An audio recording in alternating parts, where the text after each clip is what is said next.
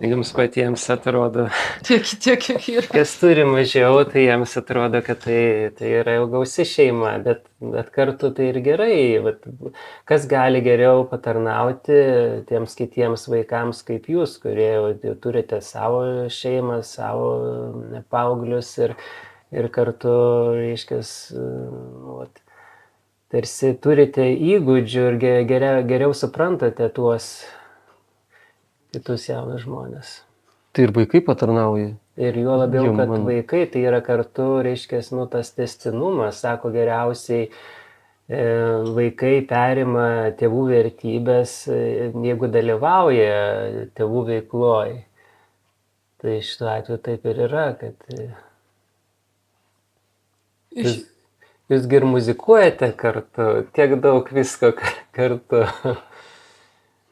Kas liečia, pavyzdžiui, stovyklas, tai mes pastebėjome apie kitus vaikus, kad jiems labiau reikalingas ne tai, kad jį pamokyt kažko, bet jiems paprasčiausias bendravimas reikalingas.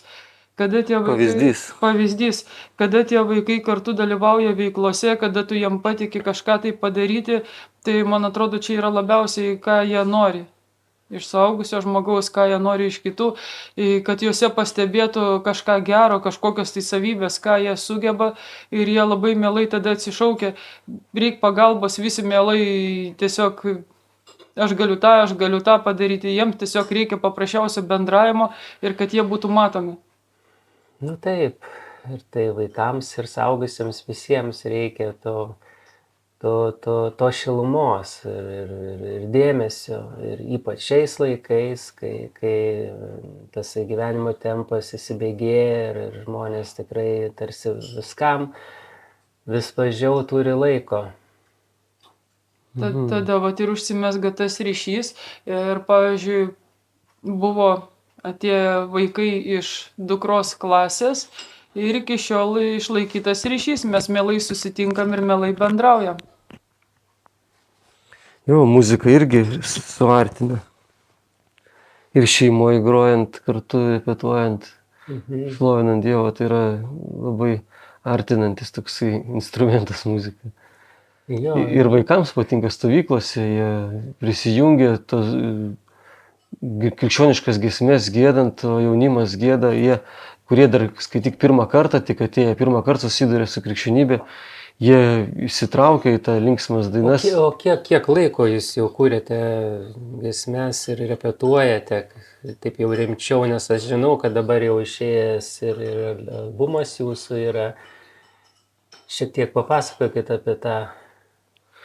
Jo, tai vaikai, kai su jo 7 metai, 6-7, mes juos leidom į muzikos mokyklą, kad eitų mokintis, kad užsiėmimą turėtų kažką prasmingo. Laikas tuščiai neįtų mokintųsi ir tik pradėjo groti. Jie vaikų tokį kaip choriuką įsijungė bažnyčiai šlovinti Dievą. O namie pamatėm tokį poreikį, kad reikia, ne tai kad poreikį, bet iš širdies kilo noras kurti kažką. Atsirasdavo žodžiai, melodijos ir vaikai kartu prisijungė. Mūsų dar pamoko, nes jie muziką geriau net išmano muzikos mokyklai mokindamėsi. Tai nuo 2016 metų mes jau ir viešai išvažiuodavom ir miesto aikštėje grojom, ir į kitus miestelius, ir tokia kaip grupė susikūrė nuo 2016 metų.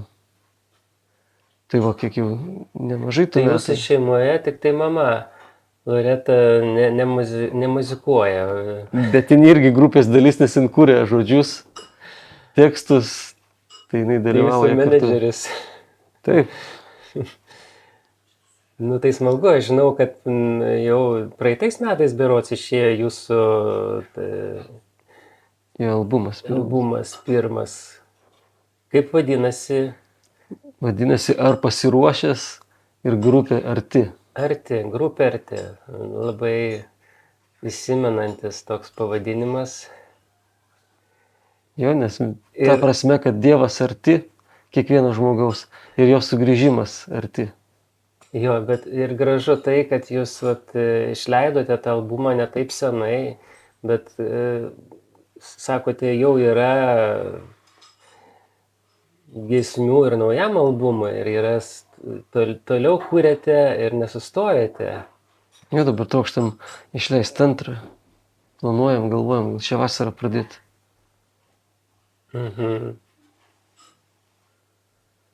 Norisi ir tobulėti, ir žengti toliau. Bet jūs ir šiaip aktyviai koncertuojat, ne tik tai apsiribojat, kad albumą išleidžiate, bet...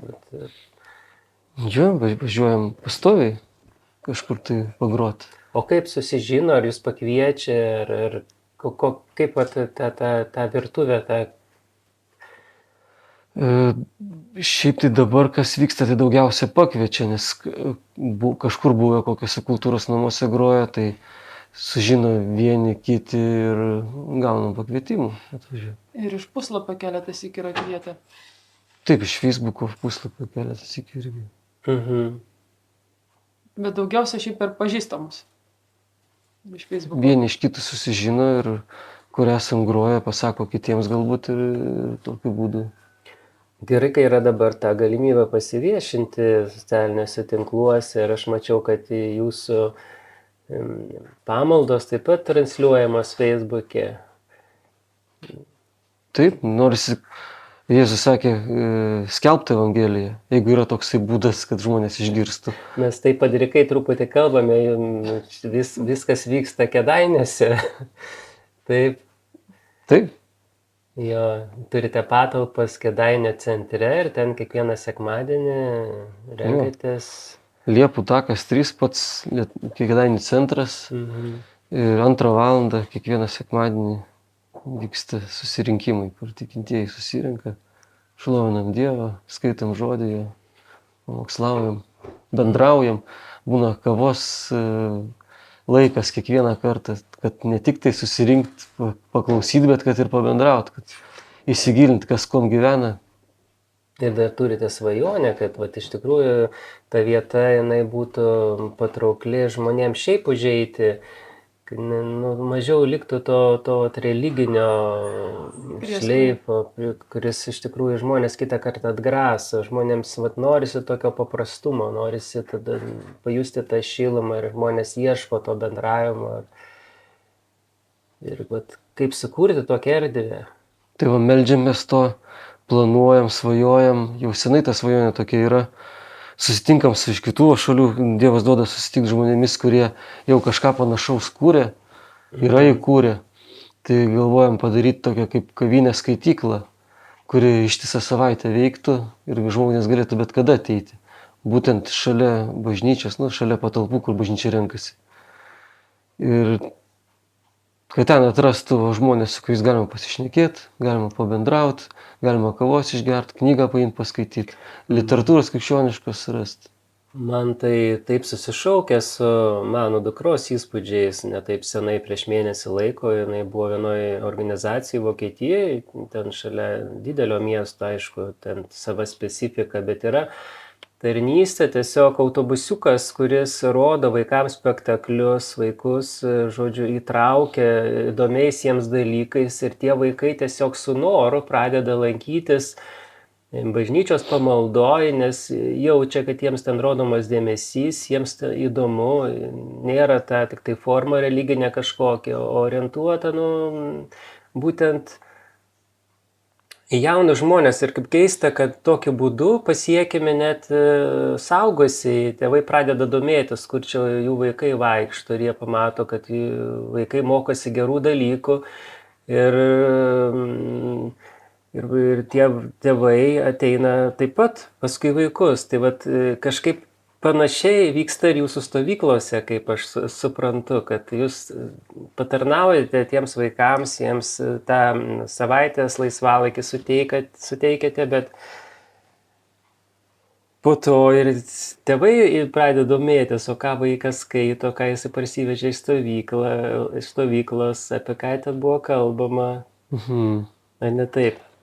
Už tai, kad juk ir Biblijoje parašyta, kad ir mes skaitome ir matome tas istorijas, juk žmonės Jėzų sekdavo ne už tai, kad jisai jam davė kažkokį adresą arba liepė kažkur tai eiti, bet žmonės Jėzų sekdavo už tai, koks jisai yra. už tai, ką jis jiem padarė. Tai vat norėtųsi šitą pavyzdį ir patiems sekti ir taip elgtis. Ne tik tai žmogui paduoti kažkaip tai sausai, va tu čia turi eiti, tu čia privalai, tavo gyvenimas privalo pasikeisti, bet kad tiesiog žmogaus noras eiti arba gyvenimo keitimasis būtų iš to, kad tu tiesiog jį priėmi, tokį, koks jisai yra, kaip ir darė viešpats, ir tada pats žmogus matydamas turės pasirinkimą.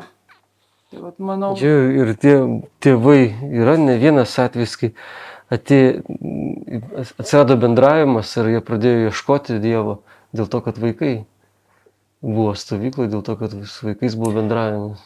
Jo, aš kažkaip, Loreta, įsidėmėjau tą tavo paliudijimą, kai praeitais metais atsisveikindant su vaikais, padalinote dovanėlės, tas knygas. Aš esu paskaitęs tą knygą Wilkersono kryžius ir durklas. Kryžius ir durklas. Ir tai labai toks stilius primenantis detektyvą, lengvai skaitosi ir aš įsivaizduoju, kaip netgi žmogus nemėgstantis skaityti knygų gali paėmęs ją perskaityti. O tas pasakojimas, jisai gyvas iš tikrųjų ir atskleidžiantis tą realybę, kurioje esame ir ką mums Jėzus Kristus reiškia, kaip jisai gali padėti mums surasti tuos gyvenimo iššūkius. Dar aš manau, stovyklos yra labai gerai, nes kiekvieną dieną vaikai girdi lygiai tokią panašią istoriją iš Jėzaus gyvenimo, kaip jis elgėsi su mokiniais, jų visi nuotykiai ir tos istorijos labai panašios su šių dienų istorijomis. Ir tada žmogus tiesiog klausydamas tų neutralių istorijų gali atpažinti save ir rasti išeitį, kaip jam pasielgti. Tai vat, manau, šitos stovyklos irgi yra geros tom, kad jos parodo išeitį. Dar šitos stovyklos stengiasi parodyti vaikui, kad jis yra priimtinas tiesiog toks, koks jis yra ir už tai, kad jis yra, kad jam nereikia kažką tai įrodinėti, kažką tai tokio vat, iš savęs vaizduoti, tarytum tie vaikai išlaisvinami, kad jie yra pakankami, kad jie yra vien dėl to vertingi, kad jie yra. Tai va šitą irgi stengiamasi yra pabrėžti. Taip, tai yra Kristaus žinia, kad mes esame vertingi ne už tai, ką darome, o todėl, kad esame dangiškojo tėvo vaikai. Ir mūsų gyvenimas pilnai atsiskleidžia, kai mes suvokiame tą dvasinę realybę, kad tos aplinkybės, kurios mus spaudžia, nebūtinai turi mus kontroliuoti. Mes Dievuje galime rasti jėgų atsispirti tom aplinkybėm ir netgi savo kažkokius trūkumus paversti privalumais. Išmokti padaryti tai atrodytų neįmanoma. Taip, būtent tos stovyklos apie tai ir yra, nes parodomos istorijose visos žmogaus pusės, kad jisai gali ir meluoti, ir klysti, bet jeigu jisai atpažįsta, suranda Jėzų, jis turi galimybę pasikeisti, nežiūrint, ką jisai yra, kokių klaidų padaręs. O kaip praktiškai organizuojant stovyklas, su kokiais poreikiais susidurite ir dabar turėsite stovyklą kokiu laiku? Nuo birželio 30 iki Liepos 5. Ir čia kažkur Kėdainių apylinkėse? Jo, Kėdainių rajone. Ir gal jums kažkokia pagalba reikalinga ar savanorių, ar... Tai čia pagrindinis turbūt dalykas, tai yra tarnautojai, kurie norėtų patarnauti, būti grupelės, nes vaikus suskirstom į grupelės ir vadovas gyvena palapinėje kartu su savo grupelė ir ją prižiūrėti, parvesti pamokėlės, su jais bendrauti, užmegzti ryšį, kad vaikai visą laiką turėtų prie savęs asmenys, su kurio galėtų būti kartu. O koks didžiausias iššūkis? Koks turėtų būti tas žmogus, kuris norėtų savanoriauti šitoj pozicijai? Jaunas, tikintis, norintis pasidalinti Evangeliją, žinia, kurią turi savyje iš Dievo su kitais. Tai čia labai gera vieta stovykla. Taip. Išreikšti. Dar būtina sąlyga būtų, kad tos vaikus mylėtų ir jaustų už juos atsakomybę. kad nebūtų tai iš prievartos, o tiesiog mylėti tos vaikus, jausti už juos atsakomybę. Ir tiesiog, o kokio dydžio grupės būna, vat, kurias turi vyresnysis prižiūrėti? 7-8 vaikai. Ir kokio amžiaus tie vaikai? Nuo 8 iki 18 tai vadovai susiskirsto vyresniem vyresni, jaunesniem jaunesnius paskiriam. Ir jie gyvena kokiose sąlygose? Tai yra palapinė, ne namelis koks, bet palapinė, bet didelė palapinė, kurioje jie su grupelė ir būna. Tai būtent tie žmonės iki 10 vienoje palapinėje. Tai ten yra kokia lova ar tiesiog kad žemės? ten kaip ir palapiniai, čiužinys, kažkoks jo, miegmaišis, jo palapinės patogumai, miegmaišis šiaip yra visi, kur nusiprausti, kur išsimaudyti ir dušus padarė, ir prausyklas. Visa, kas reikia, yra stovykla. Tik tai ne namai, bet būtent tai yra stovykla. Jo, tai šauniausia, kai galima nakvoti palapinėje, svarbu, kad būtų tos viešos erdvės, kur galima nusiprausti, kur galima pavalgyti, turbūt ne ant žemės sėdint. Jo, pavalgyti yra salė, patalpa, kurioje valgoma, kur ten vyksta rankdarbių visi užsiėmimai, kur vakariniai susirinkimai, kur šlovinam Dievą, kur vaidinimai, vaikai ruošia patys. O kai praeitais metais lietus netrukdė tokiuose sąlygose? Turėjo lyt visą savaitę ir pranašavo sinoptikai, kad bus lietus, o palijo gal porą valandų per visą tą savaitę. Ir net jeigu ir būtų lietus, atmosfera buvo tokia, man atrodo, kad nebūtų sutrukdęs. Nu jo, svarbu atmosfera, nes oras tampa nepastebimas, kai va tai yra gera atmosfera labiausiai. Tarp kitko, praeitų metų hitas buvo Mano Dievas yra karalių karalius. Ir vaikai tiesiog išeidavo į priekį ir mielų norų kartu visi šokdavo. Ir po to mes žinome dalyką tokį, kaip po mūsų stovyklos kelios mergaitės iš karto važiavo, į paprastą stovyklą. Ir tenais jie turėjo tokią programėlę, tokį, kad karaoke, tai jų būtent buvo daina Mano Dievas yra karalių karalius. Vaikai, kurie pirmąsyk tą giesmę girdėjo, jiem tiek įsiminė. Ir jeigu atvažiuoja bažnyčią svečiuotis vaikai buvę toj stovykloje, tai visuomet būna užsakymas, kad būtų Mano Dievas yra karalių karalius. Tai va ši giesmė jo pirmų numerį visą laiką. Jūs paklausėte apie poreikius, kokie yra. Tai vienas iš poreikių yra mums vis tiek norisi vaikus, kad jiems liktų atsiminimas ir kažkaip taip apdovanoti po tos stovyklos. Tai va čia į pagalbą būtent ateina jūsų žurnalai Gyvieji šaltiniai ir panaši literatūra. Tai mes tuo atveju turime vaikam ką paruošti. O tarp kitko turiu gerą žinią, kaip tik išeis naujas Gyvųjų šaltinių numeris. Šitą mėnesį, tai nepasikūkulinkit paprašyti, kiek jums reikia. Ir aš manau, kad turėsite ką padovanoti. Labai nuostabu, nes iš savo lėšų tai yra iššūkis surinkti dovanėlės, kažkokie savo vaikam jų reikia.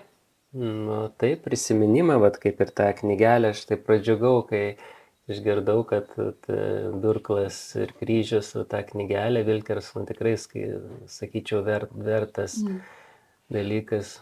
Šitą knygelę Teen Challenge labdaros paramos fondo parūpino mūsų direktorius Edvardas Kleinas, kad turėtumėm tas knygeles. Tai va čia dėkingi esame jam, kad galėjome pasidalinti. Aš pagalvojau, panašaus stiliaus knyga dar yra patys laimingiausiai pasaulyje žmonės. Čia yra apie veiklių žmonių bendrijos pradžiai, įkūrėja Demasas Šakarianą. Tai irgi ta knyga, kuri labai lengvai skaitos ir tokia stiprų liudijimą neša.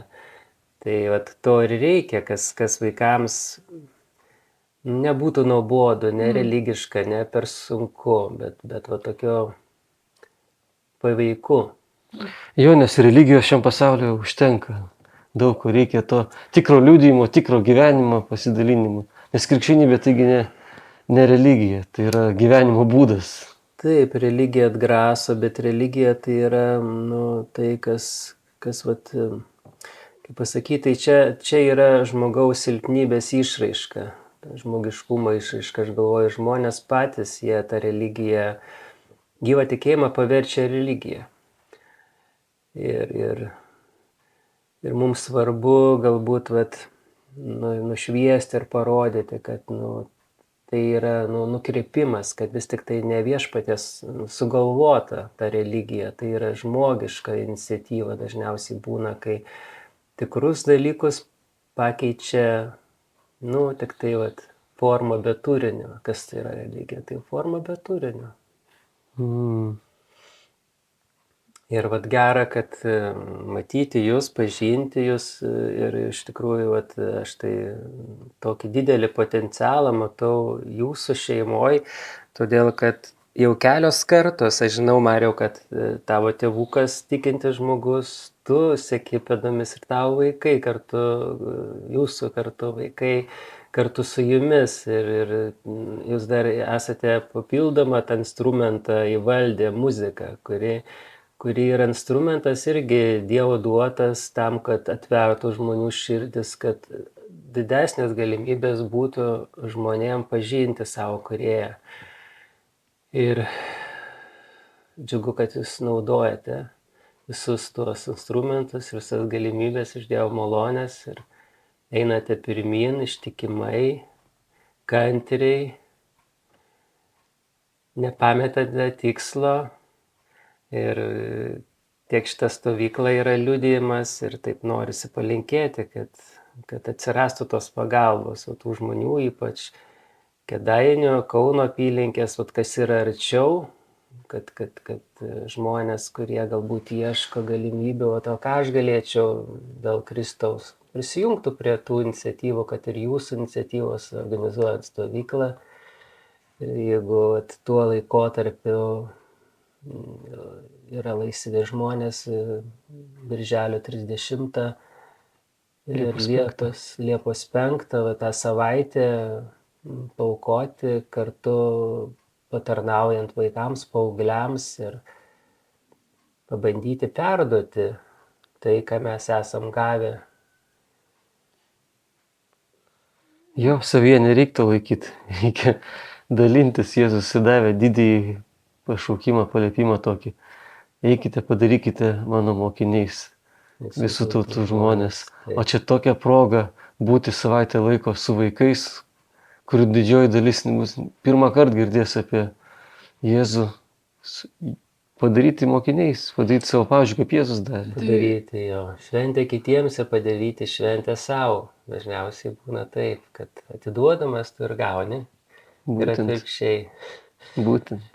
Tai manau, kad čia ne paskutinis mūsų susitikimas, tikrai dar pakalbinsiu jūs po stovyklos, kaip šitą kartą ta stovykla pavyko, tikiuosi taip pat lietus nebus kliūtis ir viskas palankiai susiklostys ir tų savanorių užteks ir vaikų.